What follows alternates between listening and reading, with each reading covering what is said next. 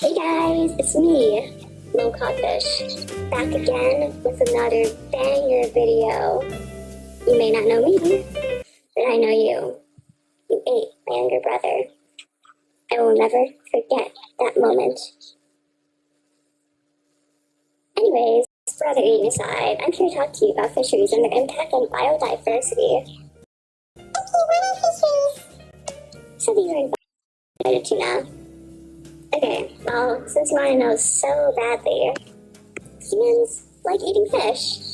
They've been eating fish for many, many years. All the way back since ancient times, too.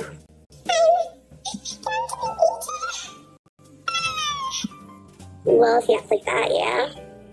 Here, run this disguise. The humans will never catch you in this.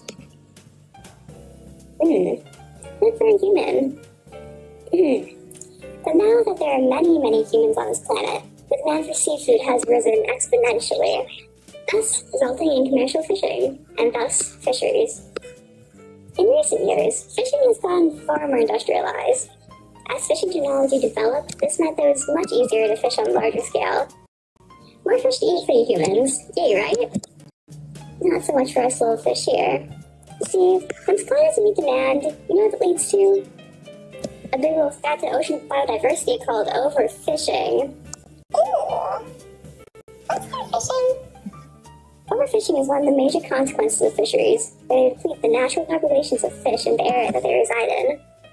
An example of overfishing is the cod fishery collapse and its consequential ban in 1992. What's the cod fishery collapse in 1992? Well, it happened in 1992. Obviously. Fishing, specifically for Atlantic cod, was very important for East Atlantic Canada, especially Newfoundland and Labrador. They're essential for both their culture and economy. You see, I love how they love us, but if they don't eat us, I'm not a big fan of that, honestly. After World War II, fishing technology advanced massively. This included sonars, trawlers, freezers, and more. Sounds good, right? Well, government messed up big time. See, they failed to understand the fact that fishing tons of us opposes that populations. Awkward. They also failed to consider ecological factors that would kill off a population too, such as climate, pollution, human activity, and a lot of other baloney. What's baloney? Flawed population models made it look as if the cod population was going to grow at a constant, quite optimistic rate. And so, humans kept fishing. Fishing and fishing. The 1960s and 1980s were bad years for us cod, let me tell ya. In 1968, the annual cod catch was over 800 metric tons. That's how they got my grandpa cod. When people began fishing us again in the 80s, cod populations staggered to less than 1% of how they were before humans began overfishing. In 1992, the Canadian government finally decided to do something about this. And so, they banned cod fishing along the East Coast. Hey, that's pretty good, right? Wrong. Well, for the cod population, it was definitely an improvement. But for the economy, let's just say that many fishermen lost their jobs. About 12% of the population, in fact, was left without a job. Oh. But I mean, hey, little fish like us don't have to care about the economy. What's more important are the long-lasting consequences that events like these have on our ocean. Hey, did you know that after the cod ban, the fishing industry turned to shellfish like snow crab and lobster? I have a crab friend. When was the last time you saw them? It's been a while. I have some bad news for you, Tina. Somewhere in the early 2000s, snow crab populations began showing a decline. It turns out, 2017, the population had declined by more than 80% in less than 4 years. Oh, so that's pretty much. I'm sure a human out there is very thankful for a sacrifice. Me personally, shellfish isn't really my thing. I'm more in mackerel, but that's enough about me. Let's get back to the topic at hand here. Overfishing can negatively impact ecosystems greatly. When a population of fish suddenly decreases, it creates holes in the ecosystem's food web. Species that rely on the affected species for food can end up dying out due to lack of resources. In the Atlantic cod's case, we're more of a predator species than prey. The adults eat shellfish along with other fishes such as herring, mackerel, and haddock. Little babies, meanwhile, eat shrimp and other small crustaceans. Still, we do have species to look out for, though.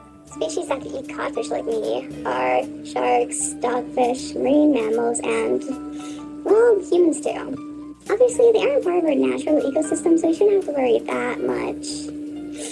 But with the decrease of our population, it brought about some issues here in our ecosystem. See, without us Atlantic cod in the ocean, we can't keep little guys in check. In more formal words, now that our population has decreased, this means that the population of our prey will do the inverse and increase.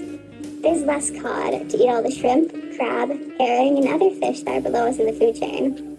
Unfortunately, this has also led to a major decrease in the population of zooplankton, since the fish we were supposed to eat kept growing in population size. Oopsie. So now, it's a feast of zooplankton for our prey. A smaller population will also result in less diversity within the ecosystem, both with species diversity within the whole ecosystem and genetic diversity within the species itself. Biological diversity results in a healthier ecosystem with many complex food webs, variety of species, and overall more resilience to ecological factors that could cause harm. Less diversity in the ecosystem means less resilience, which means it's more vulnerable to disturbances. Less genetic diversity in the species is similar. More genes in the species gene pool means that it's more likely for a species to withstand pressures from their environment. An example of this is a species developing resistance to a disease, leading to less losses if an outbreak of that disease appears. Gosh, what are the fish industry's thoughts on this? Like most industries, profit is the most important thing to the fishing industry. Like, who cares the environment in shambles? We love the taste of sweet sea cash and sweet, sweet codfish after all. But of course, the big question is, should humans continue their commercial fishing or should they stop? I don't want to be eaten. Well, eventually be eaten one day or another, tuna. What? It's a cycle of life, kid. It's just how nature operates, you know? Us fishes will all eventually meet our eventual fates. Probably being put in a can or something. And humans need to eat too. But there's a fine line between what is fine for the environment and what can absolutely ruin us all. So, should humans keep fishing? Yes and no. It's a gray area, as are many things in life. I, though codfish, believe that fishing is fine. I mean, it's how humans have survived for years, but it gets to a point. Both consumers and companies must be mindful of the populations of fish and the amount of fish that is being fished. You've heard me talk about the cod ban in 1992, and how it impacted the populations of species other than cod, how overfishing impacts ecosystems and their food webs, how smaller fish populations lead to less biodiversity and why that's bad. But now it's time to hear from yourself. Human, ask yourself questions like, is this fish I'm eating sustainable? Am I buying from reputable and ethical brands? Try to think more about what you're eating and how it affects the environment around you. In the end, we're all just stuck in this cycle called capitalism. See, even little fish like us have to care about capitalism. Shoot, that means we do have to worry about the economy then. But hey, that's a completely unrelated topic that we will not be delving into deeper today. Thanks for watching this video. Little codfish, out.